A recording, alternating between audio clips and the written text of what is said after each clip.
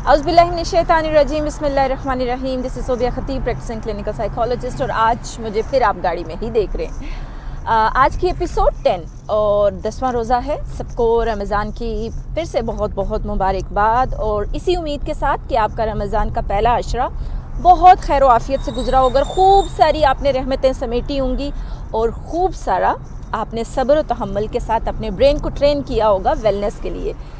आज की जो टाइटल है आज की एपिसोड का, डेफिनेटली बहुत से बच्चों के एग्ज़ाम्स भी चल रहे हैं और माओं के मैसेजेस भी हमें रिसीव हुए। उसमें यह है कि बच्चों को रमज़ान के अंदर पेपर की प्रिपरेशन कैसे करवाएं, उसको वेलनेस के साथ कनेक्ट करके, हेल्थ के साथ कनेक्ट करके हमारे साथ शेयर कीजिए। तो बहुत इम्पॉर्टेंट चीज़, पहली, फोकस तभी किया जा सकता है जब आप डिस्ट्रैक्शन को हटाएं। इस गहमा गहमे की दुनिया के अंदर हम हर जगह पे, हर लेवल पे, हर लम्हे में किसी न किसी डिस्ट्रैक्शन में मुब्तला हैं। मोबाइल, टीवी, लैपटॉप, जितनी भी डिजिटल वर्ल्ड है डेफिनेटली वो है ही। उसके साथ साथ हमारे जो अपने टेम्परामेंट्स हैं, हमारे अपने मूड्स हैं, हमारी अपने बिहेवियर्स हैं, बच्चों को वो भी बहुत इफ़ेक्ट कर रहे होते हैं। तो बच्चों का सबसे पहले तो फोकस बढ़ाएं।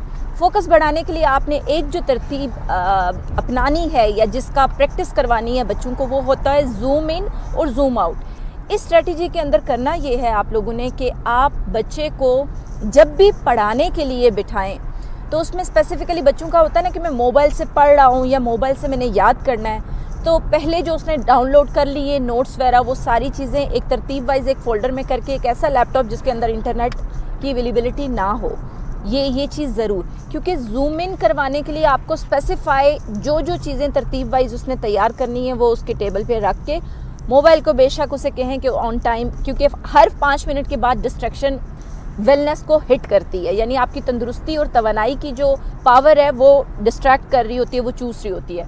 तो आपने जूम इन कराने के लिए बच्चे को जो अल्टरनेटिव, उसने स्टार्टिंग में सारी एनर्जीज़ को स्क्वीज़ करने के या एनर्जी उसकी सक करने के लिए जो आलाजात हैं वो हटाने, उसके साथ उसको बिठाना है। बिठाने के साथ उसको तरतीब वाइज जूम आउट करना है उन सारी रील से, उन सारे शॉर्ट्स से, उन सारी इंटरटेनमेंट से, उन सारी नेगेटिव हैबिट से।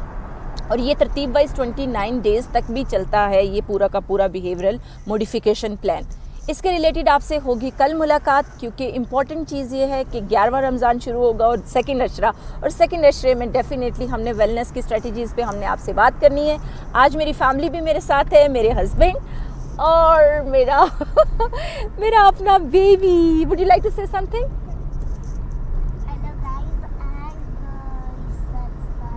ही इज गोइंग सरसावा। कुछ कहना चाहोगे व्यूअर से? Hello guys. क्या क्या मेंटल हेल्थ के हवाले से कुछ बता दो सबको। आपने मेंटल हेल्थ के रोजा रखना है, रोजा में वो नहीं करना, क्या हंसना नहीं है रोजा। ओह, हंसना नहीं है। और क्या नहीं करना रोजे में? और रोजे में आप तो खा रहे हो रमजान में, आपका रोजा किधर है? नहीं, मैं रोजा खा रहा हूँ। Okay, take care of yourself. इंशाल्लाह कल मुलाकात होगी। अपना ढेर सारा ख्याल रखिएगा। Zoom in zoom out strategy को पढ़िएगा और अपने लेवल पे प्रैक्टिस भी कीजिएगा, क्योंकि वेलनेस कनेक्टेड है रमज़ान के साथ। और रमज़ान एक ऐसा मौका है जिसमें आप अपनी तंदुरुस्ती और तवानाई के जितने आला जाते हैं, जितनी स्ट्रेटजीज़ हैं, उनको सीख सकते हैं, समझ सकते हैं और प्रैक्टिस करके आगे के 11 महीनों के लिए तैयारी कर सकते हैं। अस्सलाम वालेकुम।